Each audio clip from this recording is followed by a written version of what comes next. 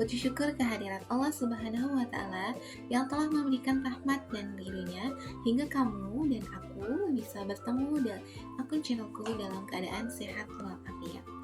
Aku ada pantun nih buat kamu. Sarapan pagi dengan ketan. Setelah itu mencuci kain. Dengan senang hati aku ucapkan selamat datang di akun aku teman-teman. Dalam video ini, aku ingin menyampaikan pidato dengan tema pemanfaatan teknologi digital untuk meningkatkan omset bisnis di tahun 2026. Di era serba digital saat ini, teknologi bukan lagi sekedar alat, melainkan kunci utama untuk bertahan dan berkembang di dunia bisnis yang semakin kompetitif. Mari kita lihat bersama bagaimana teknologi digital bisa dapat menjadi pendorong peningkatan omset bisnis kita. Dalam 4 tahun terakhir, terdapat pergeseran sekitar 20 poin persentase dari TV linear ke digital video. Tak heran, pasar digital marketing terus tumbuh dengan pesat, mencapai rata-rata nilai persentase sampai 11,22% per tahunnya teman-teman. Data dari Kementerian Perdagangan menunjukkan bahwa nilai transaksi e-commerce di Indonesia diproyeksikan mencapai 487 triliun rupiah pada tahun 2024, meningkat 2,8% dari tahun sebelumnya. Ini berdasarkan analisis data Kementerian Perdagangan Republik Indonesia tahun 2024. Selain itu, tingkat presentasi e-commerce pada tahun 2023 juga mencapai 21,56% dan diperkirakan akan terus meningkat hingga mencapai 34,84% pada tahun 2029 berdasarkan analisis data 2024. Sebenarnya, digital marketing tidak sesulit yang dibayangkan teman-teman. Justru manfaatnya bisa lebih besar bagi bisnis kamu atau bisnis kita. Ya. Secara sederhana, digital marketing adalah teknik promosi dan penjualan produk yang memanfaatkan teknologi, khususnya internet dan perangkat elektronik seperti smartphone atau laptop. Teknologi digital dalam digital marketing mencakup berbagai inovasi seperti e-commerce, media sosial, analitik data, dan kecerdasan buatan atau yang disebut AI.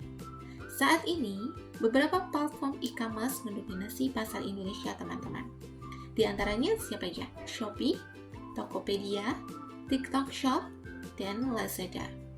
Data dari ePrice Group 2024 menunjukkan bahwa Shopee menjadi platform e-commerce dengan jumlah pengunjung terbanyak di Indonesia, diikuti oleh Tokopedia dan Lazada.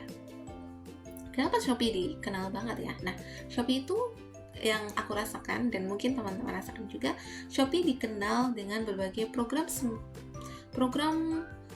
promosi seperti gratis ongkir dan diskon besar yang itu sangat menarik ya buat banyak pembeli.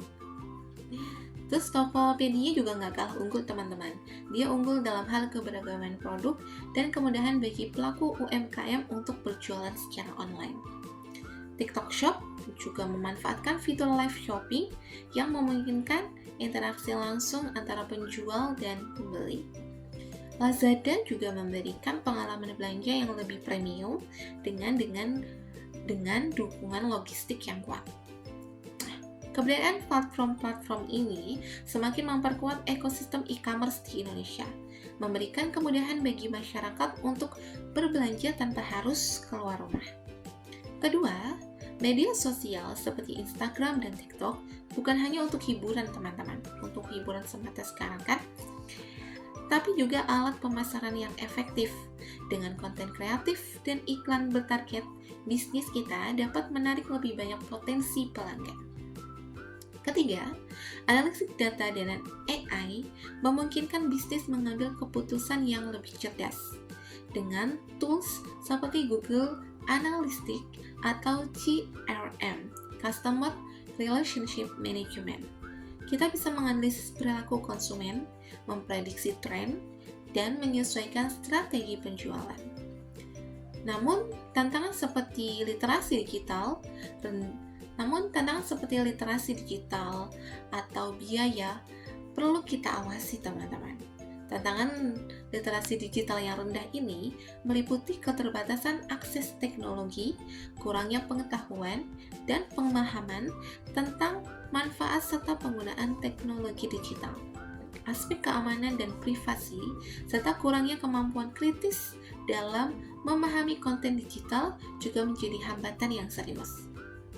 Oleh karena itu, bimbingan dalam pelatihan karyawan sangat penting untuk meningkatkan kemampuan teknologi mereka secara berkelanjutan.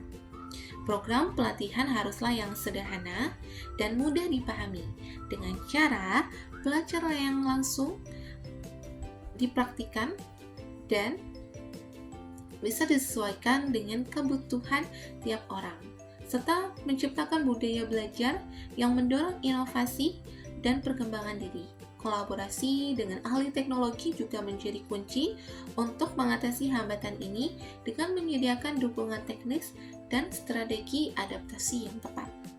Dengan pendekatan ini, perusahaan dapat mengatasi tantangan literasi digital sekaligus meningkatkan produktivitas dan daya saing dalam era digital 2025. Nah, demikian teman-teman. Pemanfaatan teknologi digital bukanlah pilihan, melainkan sudah menjadi sebuah keharusan untuk meningkatkan omset bisnis kita.